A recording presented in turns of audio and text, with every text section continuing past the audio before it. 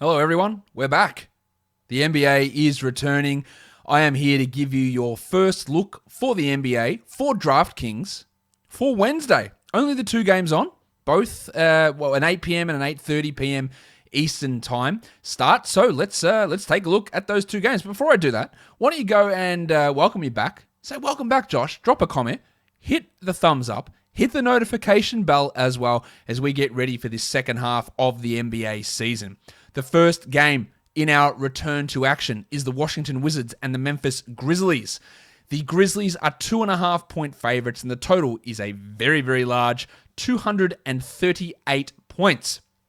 So that's great for us, considering how we compare that to the second game of the day, which is just 221, and the fact that the spread for this one is tighter as well. That does give us some stackability in this one. There is no Jaren Jackson and there's no Grayson Allen for the Grizzlies, so I imagine we'll be getting the Kyle Anderson, Dillon Brooks, Desmond Bane, Ja Morant, and Jonas Valanciunas starting combination there.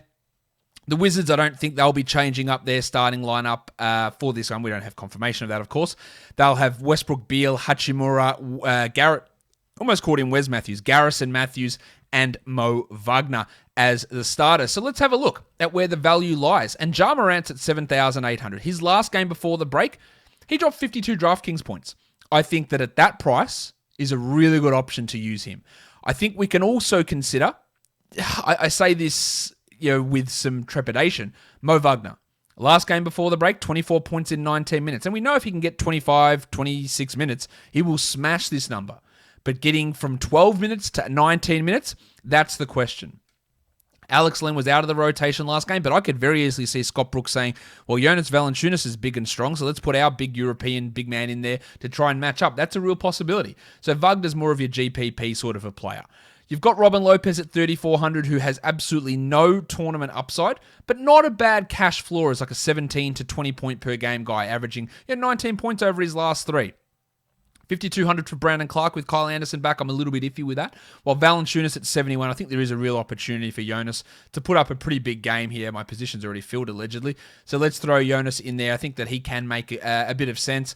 Beal's at 9,400 and Westbrook's at 10-1. Now, that seems crazy to see Westbrook being more than Beal, but Westbrook's a better DraftKings scorer. 57 points over the last 5 games for Russ. Absolutely love him here.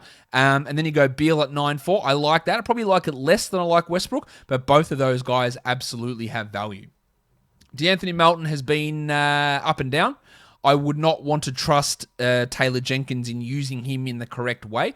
And then with the fact that you're going to have Bane starting, you're going to have Brooks getting minutes, you're going to have Justice Winslow in there, it is really tough to get that value. I also think 6,300 for Kyle Anderson is probably too high with all these players back. The only guy we're missing Allen and Jackson from the rotation, and they are big parts of what Jenkins has been doing, but it's still not enough for me to have faith in those guys. As for Dillon Brooks, I do like that he's at 5,400. I don't feel particularly confident in Dillon Brooks, but his last game before the break was an absolute whopper. 51 DraftKings points in that one from Brooksy.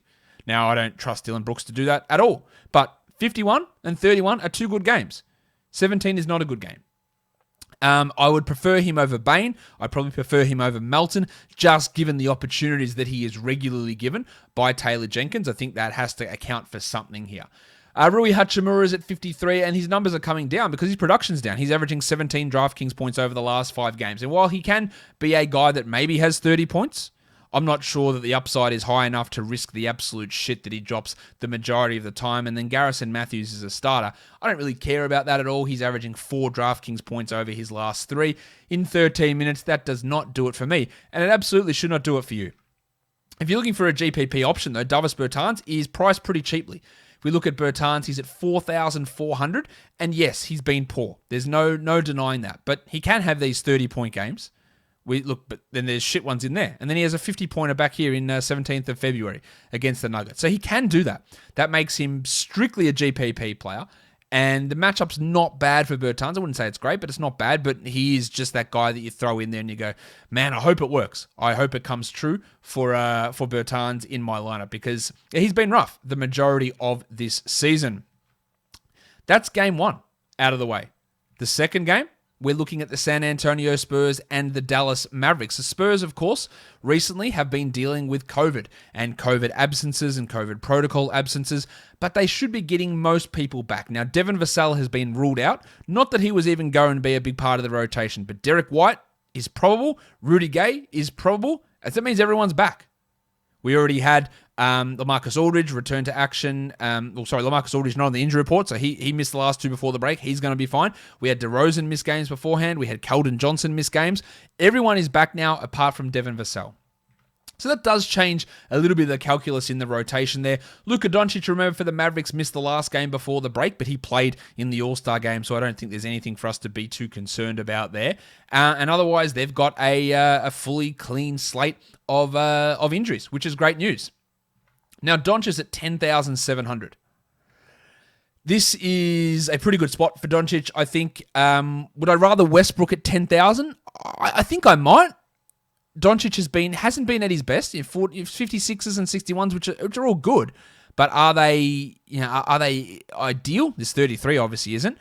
We're not saying that Doncic is one to avoid. I'd be happy to use him, but I think I might take the Westbrook at 10,000, especially in a higher total game. I guess one of the big question marks here is Derek White. He's at $5,000, dealing with that toe injury still. His last game before COVID, 44 fantasy points, which is awesome, obviously, in 27 minutes. I would be using him because that salary is really, really interesting.